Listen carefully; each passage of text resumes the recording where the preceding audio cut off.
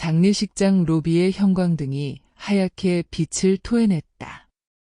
오후 6시가 넘어서자 조문객의 발길이 뜸해졌다. 영정사진 속 박인숙은 온화한 미소를 짓고 있었다. 60의 나이, 너무 이른 죽음이었다. 고생 많으셨습니다. 마지막 조문객 2명이 유족들에게 고개를 숙이고 떠났다. 상주인 유택은 검은 상복을 입은 채 의자에 앉아 멍하니 영정을 바라보고 있었다. 40해를 함께한 아내였다. 그 긴 세월이 이렇게 한순간에 끝나버릴 줄은 몰랐다. 형님, 이제 좀 쉬세요. 거의 다 끝났어요. 처남이 다가와 유택의 어깨를 두드렸다. 유택은 힘없이 고개를 끄덕였다. 사흘간의 장례식. 그는 제대로 잠도 자지 못했다. 아니, 사실 아내가 세상을 떠난 그날부터 잠을 이룰 수 없었다. 누님이 그렇게 고생하시더니 이렇게 가실 줄은. 처남의 목소리가 떨렸다. 박인숙은 평생 우울증으로 고생했다. 누구도 정확한 원인을 알지 못했다. 그저 예민한 성격, 완벽주의적 기질 때문이라고들 했다. 약을 먹고 상담을 받았지만 그녀를 짓누르는 어둠은 좀처럼 거치지 않았다. 형님, 저희는 먼저 가볼게요. 친척들이 하나둘 자리를 떠났다. 장례식장은 점점 고요해졌다. 바로 그때였다. 실례합니다. 낮은 목소리가 들렸다. 유택은 고개를 들었다. 입구에 한 남자가 서 있었다. 30대 후반으로 보이는 낯선 얼굴이었다. 단정한 검은색 정장을 입었고 손에는 작은 봉투를 들고 있었다. 조문 오셨습니까? 처남이 먼저 물었다. 남자는 천천히 고개를 끄덕이며 안으로 들어왔다. 그의 걸음걸이는 무거웠다. 마치 오랜 시간을 걸어온 사람처럼 깊은 피로가 묻어났다. 남자는 영정 앞에 섰다. 한참 동안 박인숙의 사진을 바라보았다. 그의 눈빛이 떨리고 있었다. 슬픔인지 그리움인지 아니면 다른 감정인지 알 수 없는 복잡한 표정이었다. 분양하시죠. 처남이 향을 건넸다. 남자는 조심스럽게 향을 받아 불을 붙였다. 연기가 가늘게 피어올랐다. 그는 두 손으로 향을 들고 3번 절했다. 절을 마친 뒤에도 한동안 움직이지 않았다. 고인과 어떤 관계이셨습니까? 유택이 조심스럽게 물었다. 목소리에 피로가 묻어났다. 남자는 천천히 유택을 돌아보았다. 두 사람의 눈이 마주쳤다. 순간 유택의 가슴이 철렁 내려앉는 느낌이 들었다. 그 눈빛, 어디선가 본 듯한 낯익은 눈빛이었다. 저는... 남자가 입을 열었다. 그의 손이 주머니 속으로 들어갔다. 무언가를 꺼내는 것이 보였다. 작은 물건이었다. 남자는 그것을 조심스럽게 펼쳐보였다. 금반지였다. 오래된 금반지. 빛이 바른 세월의 흔적이 역력한 반지였다. 남자는 그것을 영정 앞 재단에 조용히 올려놓았다. 이걸 어머니께 돌려드리려 왔습니다. 어머니. 그 단어가 장례식장에 울려 퍼졌다. 유택의 얼굴이 굳어졌다. 처남이 의아한 표정으로 반지를 들여다보았다. 이게 무슨... 유택이 다가가 반지를 집어들었다. 손이 떨렸다. 반지를 빛에 비춰보자 내부에 미세한 각인이 보였다. 박인숙 1984 출산기록 07-3142 유택의 입술이 바르르 떨리기 시작했다. 형님, 무슨 글자가 적혀 있어요? 처남이 반지를 들여다보려 했지만 유택은 본능적으로 반지를 꽉 쥐었다.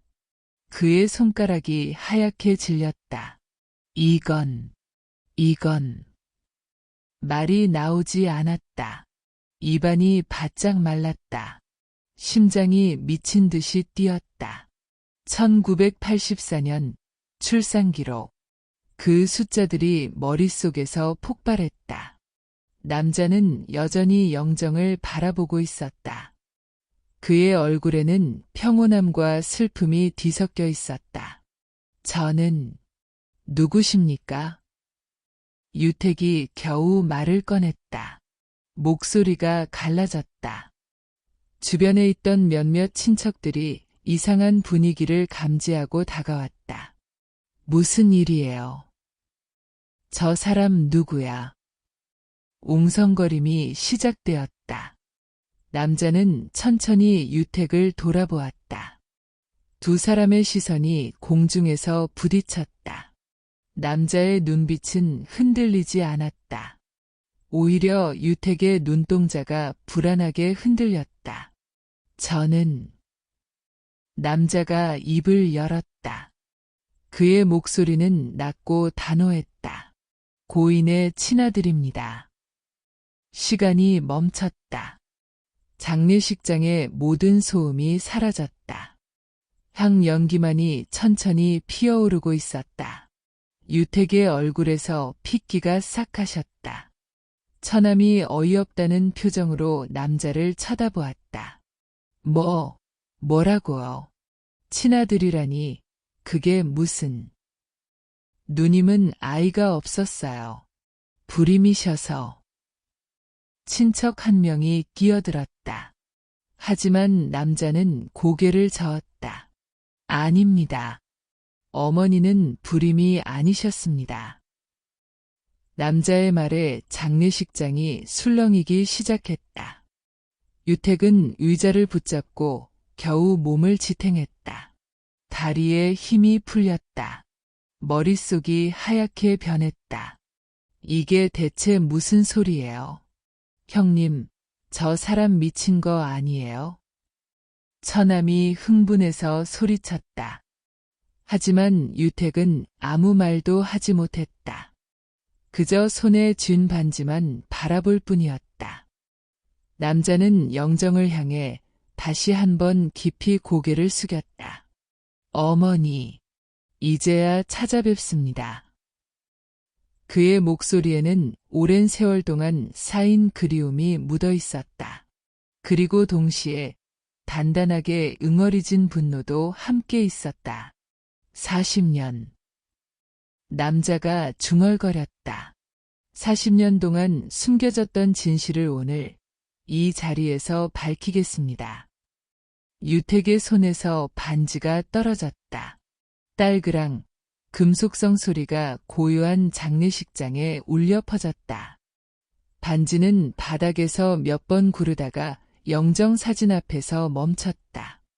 마치 그곳이 본래 있어야 할 자리였다는 듯이. 장례식의 마지막 밤은 이렇게 시작되었다. 누구도 예상하지 못한 방식으로. 앉으시죠. 처남이 남자에게 의자를 권했다. 민주는 천천히 앉았다.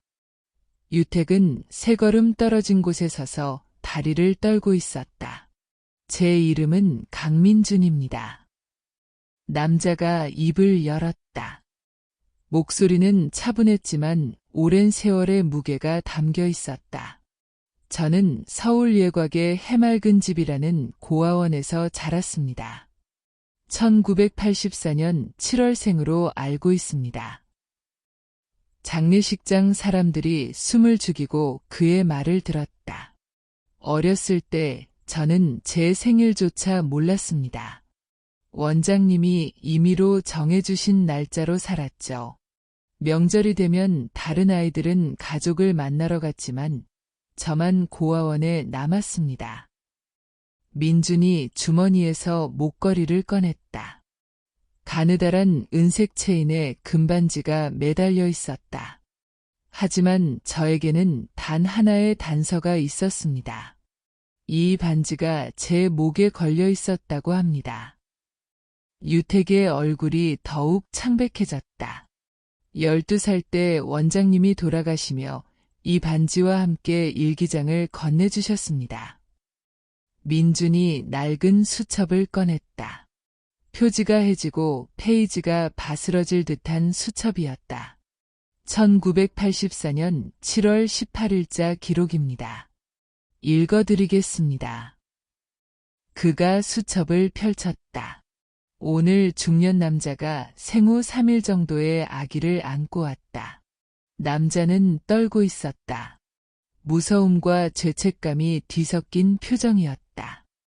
아이 목에 금반지를 걸어주며 절대 버리지 말라고 했다.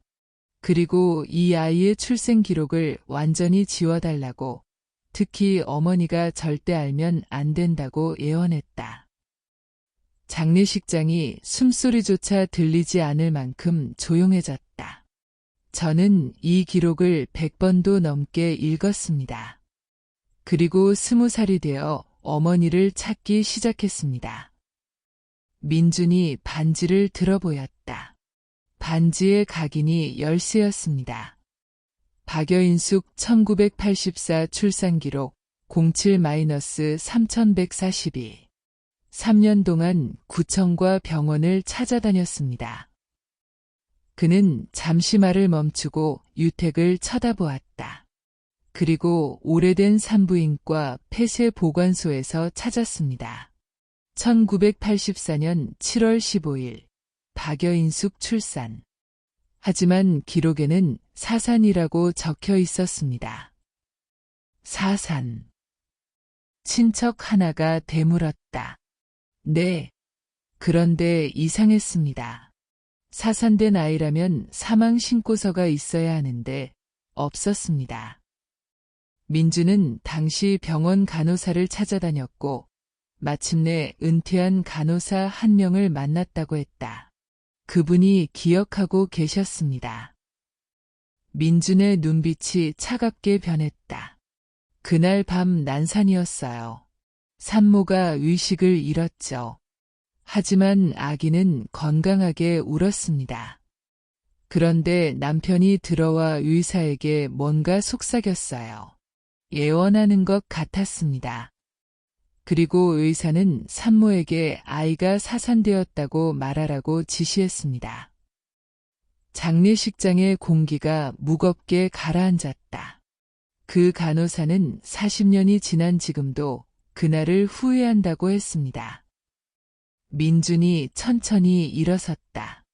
저는 모든 사실을 확인하는데 10년이 걸렸습니다. 그리고 마침내 어머니를 찾았을 때 너무 늦었습니다. 어머니는 이미 병원에서 의식 없이 계셨습니다. 그의 목소리가 떨렸다. 저는 병실 밖에서 어머니를 지켜봤습니다. 들어갈 용기가 나지 않았어요. 3일을 망설였습니다. 그리고 어머니는 돌아가셨습니다. 민준의 눈에서 눈물이 흘러내렸다. 40년을 찾아 헤맨 어머니. 하지만 단 한 번도 어머니라고 부르지 못했습니다. 그가 유택을 똑바로 쳐다보았다. 제가 이 자리에 온 이유는 어머니에게 진실을 알려드리고 왜 이런 일이 일어났는지 밝히기 위해서입니다. 모든 시선이 유택에게 집중되었다. 민주는 반지를 영정 앞에 다시 내려놓았다. 이 반지 하나가 저를 여기까지 이끌었습니다. 이제 주인에게 돌아왔습니다. 비록 너무 늦었지만요. 밤은 깊어갔다. 하지만 진실은 이제 막 그 모습을 드러내기 시작했다. 이제 당신이 말할 차례입니다. 민준이 유택을 향해 한 걸음 다가섰다. 장례식장의 모든 시선이 유택에게 쏠렸다. 유택은 여전히 벽에 기댄 채 고개를 숙이고 있었다. 형님. 처남이 조심스럽게 다가갔다. 하지만 유택은 아무 반응이 없었다. 그저 두 손을 부들부들 떨고 있을 뿐이었다. 유택 씨. 민준의 목소리가 차갑게 가라앉았다. 당신이 그 남자입니까? 1984년 7월 18일 생후 3일 된 아기를 고아원에 버린 그 남자가. 침묵.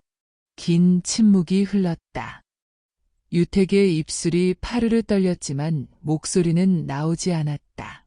대답하세요. 민준의 목소리가 높아졌다. 그는 주먹을 불끈 쥐었다. 40년을 참아온 분노가 폭발하기 직전이었다. 저는 유택이 겨우 입을 열었다. 목소리는 갈라지고 떨렸다. 어쩔 수 없었습니다. 그 한마디에 장례식장이 술렁였다. 민주는 믿을 수 없다는 표정으로 유택을 쳐다보았다. 어쩔 수 없었다고요. 당신은 지금 변명을 하는 겁니까? 처남이 화를 내며 소리쳤다. 형님, 이게 대체 무슨 일이에요? 누님한테 아이가 있었다는 게 사실이에요? 유택은 고개를 떨구었다. 그의 어깨가 축 늘어졌다. 사실입니다. 그 고백에 장례식장이 다시 한번 술렁였다. 친척들이 믿을 수 없다는 표정으로 유택을 바라보았다. 형님이 미쳤어요. 어떻게 그럴 수가 있어요? 누님이 평생 아이를 원하셨는데, 평생 우울증으로 고생하셨는데, 분노의 목소리들이 쏟아졌다. 유택은 그저 고개만 숙인 채 서 있었다. 민준이 천천히 유택 앞으로 다가갔다. 두 사람 사이의 거리가 좁혀졌다. 왜 그랬습니까? 민준의 목소리는 낮았지만 그 안에는 깊은 분노가 담겨 있었다. 왜 저를 버렸습니까? 왜 어머니에게 거짓말을 했습니까? 유택이 고개를 들었다. 그의 눈은 충혈되어 있었고 얼굴은 눈물과 땀으로 범벅이 되어 있었다. 당시 상황. 민준이 비웃었다. 무슨 상황이 신생아를 버릴 이유가 됩니까? 유택은 떨리는 손으로 의자를 붙잡았다. 그리고 천천히 입을 열었다. 당신 어머니는 난산이었습니다. 출산 중에 의식을 잃었고 당신은 태어났을 때 울지 않았습니다. 거짓말. 민준이 소리쳤다. 간호사는 제가 울었다고 했습니다. 건강하게 태어났다고 했어요. 잠깐만 울었습니다. 유택의 목소리가 더욱 떨렸다. 의사는 말했습니다. 아이에게 문제가 있을 수 있다고. 산소 공급이 원활하지 않았다고. 뇌에 손상이 있을 가능성이 크다고. 그래서요. 민준이 차갑게 물었다. 그래서 저를 버렸다는 겁니까? 장애가 있을 수도 있으니까? 유택은 대답하지 못했다. 그의 침묵이 곧 답이었다. 제 장인어른이 저를 불렀습니다. 유택이 떨리는 목소리로 말을 이었다. 아이를 데려갈 수 없다.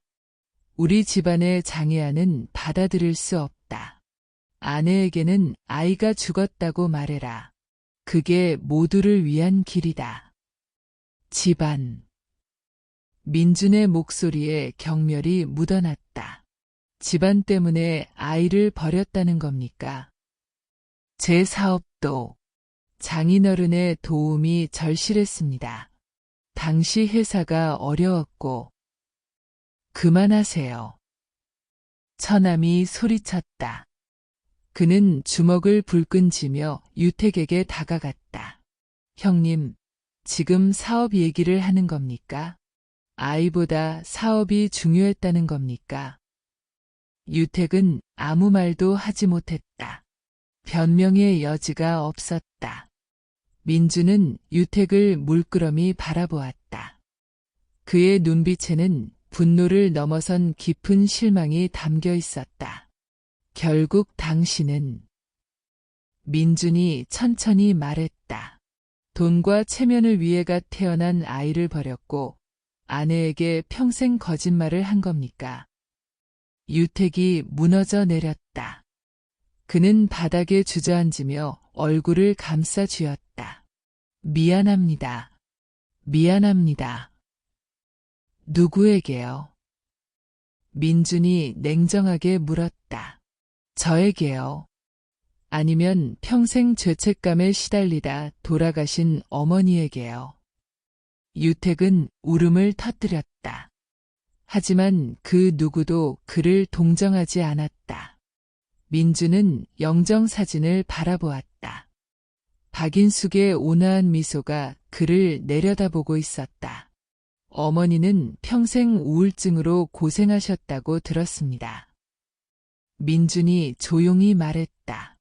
이제 그 이유를 알겠습니다. 어머니의 마음 깊은 곳에서는 알고 있었던 거겠죠. 자신의 아이가 살아있다는 것을. 그래서 평생 가슴 한구석이 비어있다고 느끼셨던 거겠죠. 장례식장에 흐느끼는 소리가 퍼졌다. 여러 사람이 눈물을 흘리고 있었다. 당신은, 민준이 바닥에 주저앉은 유택을 내려다보았다. 용서받을 수 없습니다. 민준은 가방에서 낡은 봉투 하나를 꺼냈다. 어머니에 대해 더 알아야 할 것들이 있습니다. 그의 목소리는 차분했지만 그 안에는 깊은 슬픔이 배어 있었다. 저는 어머니를 찾은 뒤 어머니의 삶을 추적했습니다. 어떻게 살아오셨는지, 무엇을 느끼셨는지 알고 싶었습니다. 민주는 봉투에서 몇 장의 문서를 꺼냈다. 이것은 어머니의 진료 기록입니다. 그가 첫 번째 종이를 펼쳤다. 1984년 10월. 출산 3개월 후 어머니는 처음으로 정신과를 방문하셨습니다. 진단명은 산후 우울증이었죠. 처남이 고개를 끄덕였다. 알고 있어요. 누님이 그때부터 힘들어하셨다는 거. 하지만 그게 전부가 아니었습니다. 민준이 다른 문서를 꺼냈다. 1985년, 1986년, 1990년, 1995년. 어머니는 계속해서 병원을 다니셨습니다. 우울증은 나아지지 않았고 오히려 깊어졌습니다. 그는 유료 기록을 하나씩 넘기며 읽어 내려갔다. 의사의 소견서에는 이렇게 적혀 있습니다. 환자는 지속적인 공허함을 호소한다. 무언가를 잃어버렸다는 느낌에 시달린다.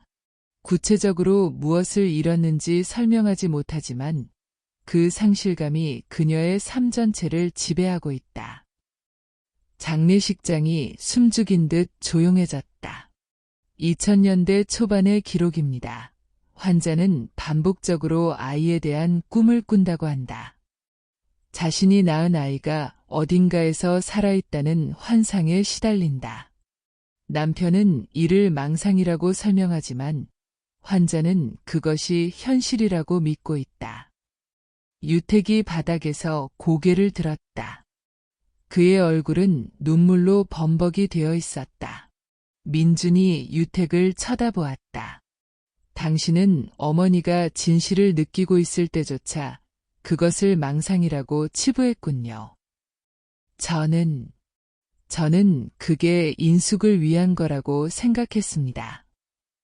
유택이 떨리는 목소리로 말했다. 진실을 알면 더 고통스러울 거라고. 거짓말하지 마세요. 민준이 차갑게 끊었다. 당신은 어머니가 아니라 자신을 위해 침묵한 겁니다. 진실이 밝혀지면 당신의 삶이 무너질까 봐 두려웠던 거죠. 유택은 반박할 수 없었다. 그것이 진실이었다. 민주는 다시 봉투에 손을 넣었다. 이번에는 작은 수첩이 나왔다. 이것은 어머니의 일기입니다. 민준의 손이 떨렸다. 그는 수첩을 펼쳤다. 1995년 7월 15일. 어머니가 쓰신 글입니다. 그가 읽기 시작했다. 오늘은 그날로부터 11년이 지났다. 의사는 내 아이가 죽어서 태어났다고 했다. 하지만 나는 들었다. 분명히 들었다. 아기의 울음소리를. 희미했지만 분명히 울었다. 내가 잘못 들은 걸까? 아니면 내 마음이 만들어낸 환청일까? 민준의 목소리가 떨렸다. 남편은 내가 이상하다고 한다. 없는 아이를 그리워한다고. 하지만 나는 안다. 내 뱃속에서 10개월을 함께한 그 아이가 살아있었다는 것을 내 몸이 기억하고 있다. 그 아이를 만지지도 안아보지도 못한 채 보내버렸다는 것이 너무나 고통스럽다. 장례식장에서 흐느끼는 소리가 커졌다. 여러 사람이 손수건으로 눈물을 닦아냈다. 민주는 다른 페이지를 넘겼다. 2005년 7월 15일. 20년 후의 기록입니다. 아이는 지금 21살이 되었을 것이다. 어디선가 건강하게 살고 있을까? 웃고 있을까? 누군가를 사랑하고 있을까? 나는 그 아이의 얼굴도, 목소리도, 손의 온기도 모른다. 하지만 밤마다 꿈을 꾼다. 아이가 나를 찾아오는 꿈을. 그리고 깨어나면 공허함만 남는다. 민준의 눈에서 눈물이 흘러내렸다. 2010년의 기록입니다. 남편은 더 이상 이 얘기를 꺼내지 말라고 한다. 없는 아이에 집착하지 말라고 한다. 하지만 그 아이는 없는 게 아니다. 내 가슴 속에 살아있다. 매일, 매 순간, 숨 쉴 때마다 그 아이를 느낀다. 이것이 미친 것이라면 나는 기꺼이 미치겠다. 민주는 수첩의 마지막 페이지를 펼쳤다. 그리고 마지막 기록입니다. 어머니가 돌아가시기 일주일 전에 쓰신 글입니다. 장례식장 전체가 숨을 멈춘 듯 조용해졌다. 이제 시간이 얼마 남지 않았다는 것을 느낀다. 몸이 말해주고 있다. 하지만 후회는 없다. 단 하나, 내 아이를 다시 만나지 못한 것만 빼고는. 만약 저 세상이 있다면 거기서 내 아이를 만날 수 있을까? 그곳에서는 내가 아이를 꼭 안아줄 수 있을까? 민준의 목소리가 완전히 갈라졌다. 그는 잠시 말을 멈추고 눈물을 닦았다. 그리고 마지막 문장입니다. 그가 떨리는 목소리로 읽었다. 누군가 이 글을 읽게 된다면 부탁한다. 내 아이를 찾아달라. 그리고 말해달라. 엄마는 단 하루도 너를 잊은 적이 없다고. 사랑한다고. 미안하다고. 민주는 수첩을 덮었다. 그리고 영정사진을 바라보았다. 저는 너무 늦게 찾아왔습니다. 어머니. 그의 목소리는 울음으로 범벅이 되어 있었다. 어머니는 평생 저를 기억하고 계셨습니다. 단 한 번도 만난 적 없는 아들을, 안아보지도 못한 아들을, 목소리조차 제대로 듣지 못한 아들을. 민주는 무릎을 꿇었다. 영정 앞에서. 어머니는 불임이 아니었습니다. 아이를 낳을 수 없었던 게 아니었습니다. 그저 그가 유택을 돌아보았다. 거짓말에 갇혀 살았을 뿐입니다. 유택은 더 이상 변명하지 못했다. 그는 바닥에 엎드려 소리 없이 울었다. 장례식장의 밤은 깊어갔다. 하지만 아무도 떠나지 않았다. 모두가 박인숙의 고통을, 그녀의 평생에 걸친 그리움을, 그리고 결코 이루어지지 못한 모자의 상봉을 애도하고 있었다. 어머니, 이제 편히 쉬세요. 진실은 밝혀졌습니다. 그리고 당신의 아들은, 그의 목소리가 떨렸다. 여기 있습니다. 새벽 2시, 장례식장에 남은 사람들은 이 비극적인 이야기의 끝을 기다렸다. 남편 유택은 후회와 눈물로 얼룩진 채 바닥에 주저앉아 있었고, 아들 민주는 차분하지만 슬픔이 가득한 눈으로 영정을 바라봤다. 형님, 왜 그랬는지 진짜 이유를 듣고 싶습니다. 처남의 조심스러운 물음에 유택은 떨리는 목소리로 입을 열었다. 당시 제 회사는 부도 직전이었습니다. 장인어른의 투자가 없었다면 모든 것이 무너질 상황이었죠. 유택은 사업이 걸린 상황이었음을 변명처럼 털어놓았다. 민준의 목소리는 차갑고 날카로웠다. 사업을 살리기 위해 아들을 버린 겁니까? 유택은 고개를 떨궜다. 유의사는 아이가 뇌 손상 가능성이 크다고 했습니다. 평생 돌봐야 할 수도 있다고. 장애가 있으면 버려도 되는 겁니까? 민준이 반문했다. 유택은 장인어른의 압박을 언급했다. 그런 아이를 우리 집안에 들일 수는 없다. 내 사업도 우리 가문의 명예도 모두 끝난다. 아내에게는 사산이라고 말하고 아이는 처리해라. 민주는 경멸하듯 낮게 웃었다. 사람을 처리하라고 했다는 겁니까? 저는 죽일 수는 없었습니다. 그래서 고아원에 적어도 살 수 있게는 해줬습니다. 유택이 변명하자 민주는 벌떡 일어나 주먹을 떨었다. 당신은 지금 은혜라도 베푼 것처럼 말하고 있습니까? 당신의 괴로움 따위는 듣고 싶지 않습니다. 당신이 겪은 괴로움은 어머니가 평생 겪은 고통의 100분의 1도 안 됩니다. 유택은 침묵했다. 민주는 그의 눈을 똑바로 쳐다봤다. 묻겠습니다. 단 한 번이라도 후회한 적이 있습니까? 매일 후회했습니다. 유택의 입술이 떨렸다. 거짓말. 민주는 단호했다. 진정으로 후회했다면 진실을 말했을 겁니다. 당신이 지키고 싶었던 건 어머니가 아니라 당신 자신의 명예, 사업, 편안한 삶이었습니다. 민주는 단호하게 선언했다. 저는 오늘 아버지를 찾으러 온 게 아닙니다. 저는 당신을 아버지라고 부르지 않을 겁니다. 당신은 제게 아무것도 아닙니다.